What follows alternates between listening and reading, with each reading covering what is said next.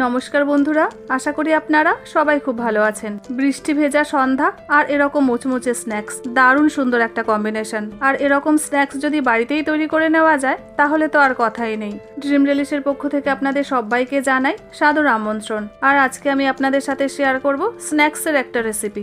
এই স্ন্যাক্সটা আমি চিড়ে দিয়ে বানাবো, সেজন্য এখানে 1 কাপ চিড়ে নিয়ে নিয়েছি। এবার এই পুরো চিড়েটা নিয়ে নিচ্ছি একটা পাত্রের মধ্যে, আর তারপরে জল দিয়ে চিড়েটাকে খুব ভালো করে ধুয়ে নেব। 3-4 বার ধুয়ে নেওয়ার পর যখন চিড়েটা ভালোভাবে পরিষ্কার হয়ে যাবে তখন জলটা ঝরিয়ে নেওয়ার জন্য চিড়েটাকে একটা স্ট্রেনারের মধ্যে রেখে দেব। এদিকে স্ন্যাক্সটা বানিয়ে নেওয়ার জন্য কিছু ভেজিটেবল কেটে নিয়েছি। ওই ভেজিটেবলের মধ্যে যেমন প্রথমেই নিয়েছি কিছুটা কুচনো গাজর, ক্যাপসিকাম, 2টো কুচনো পেঁয়াজ, নিয়েছি কিছুটা কুচনো কাঁচা লঙ্কা আর বিনস। এবারে স্ন্যাক্সের জন্য প্রথমে স্টাফিংটা বানিয়ে নেব। আর স্টাফিংটা বানিয়ে নেওয়ার জন্য কড়াইতে 2 চামচ মতন সাদা তেল দিয়ে এর মধ্যে দিয়ে দিচ্ছি 1 চামচ কালো সর্ষে, 1 চামচ গোটা জিরে আর কয়েকটা কারি পাতা। এবারে এর মধ্যে কিছুটা কুচনো আদা দিয়ে ফোড়নটাকে 1 থেকে 1.5 মিনিট প্রথমে একটু ফ্রাই করে নেব। 1 থেকে 1.5 মিনিট ধরে ভেজে নেওয়ার পর এবারে এর মধ্যে দিয়ে দিচ্ছি যে পেঁয়াজটা কেটে রেখেছিলাম, সেই কুচনো পেঁয়াজটা।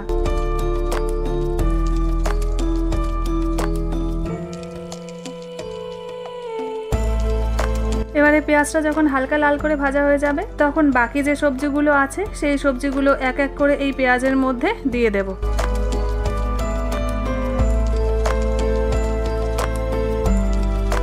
সবজিগুলো সব যখন দেওয়া হয়ে যাবে তখন এর মধ্যে দিয়ে দিচ্ছি কুচনো লঙ্কা, স্বাদ মতন লবণ আর 1 চামচ চিনি। তারপরে সব কিছু আরও 2 থেকে 3 মিনিট ভালো করে ফ্রাই করে নেব। 2-3 মিনিট ভেজে নেওয়ার পর যখন সবজিগুলো একটু নরম হয়ে যাবে তখন এর মধ্যে দিয়ে দিচ্ছি কিছুটা বাদাম আর গ্রেট করে রাখা আলু। এবারে সব কিছুকে ভালো করে মিশিয়ে নেব। এইভাবে আরও 2-3 মিনিট রান্না করে নিলেই স্ন্যাক্সের জন্য স্টাফিংটা একদমই রেডি হয়ে যাবে। এদিকে যে চিড়েটা জল ঝরানোর জন্য রেখে দিয়েছিলাম, এখন চিড়ে থেকে সমস্ত জলটাই ঝরে গেছে। এবারে এই চিড়েটা একটা পাত্রের মধ্যে নিয়ে এর মধ্যে দিয়ে দিচ্ছি বড় চামচের 2 চামচ টক দই, বেশ কিছুটা কুচনো ধনেপাতা, দিয়ে দিচ্ছি হাফ লেবুর রস,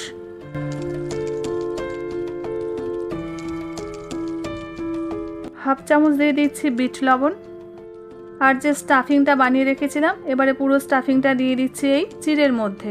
আর স্টাফিংটা যখন সবটা দেওয়া হয়ে যাবে তখন এর মধ্যে দিয়ে দিচ্ছি বড় চামচের 2 চামচ বেসন।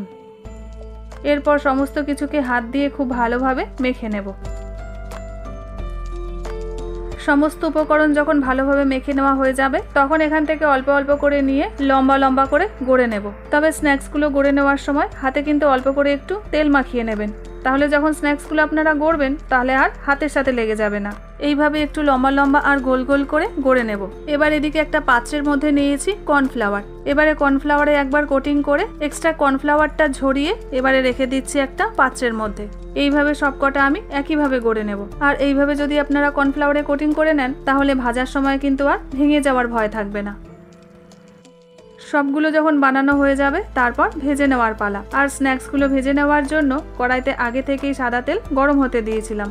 এরপরে তেলটা যখন ভালোভাবে গরম হয়ে যাবে তখন একটা একটা করে স্ন্যাক্স দিয়ে 2টো পাশ লাল লাল করে ভেজে নেব। তবে একবারে কিন্তু অনেকগুলো দিয়ে দেবেন না, তাহলে স্ন্যাক্সগুলো খুব ভালোভাবে ভাজা হবে না। আর তারপরে 2টো সাইডে যখন লাল লাল করে ভাজা হয়ে যাবে তখন গরম গরম পরিবেশন করুন টমেটো কেচাপের সাথে। তাহলে বন্ধুরা দেখলেন তো কত সহজে ঘরোয়া কিছু উপকরণ দিয়ে কি দারুণ একটা স্ন্যাক্স বাড়িতে বানিয়ে নেওয়া যায়। আর এরকম মুখরোচক স্ন্যাক্স আমরা বাড়ির বাচ্চা থেকে বড় সবাই কিন্তু খেতে ভালোবাসি। তাহলে বন্ধুরা আজকের এই স্ন্যাক্সের রেসিপিটা আপনাদের কেমন লাগলো কমেন্ট সেকশনে আমাকে জানাতে কিন্তু ভুলবেন না। ভিডিওটা যদি ভালো লেগে থাকে লাইক শেয়ার সাবস্ক্রাইবের অনুরোধ রইল। আবার দেখা হচ্ছে আপনাদের সাথে নতুন একটা রেসিপি নিয়ে।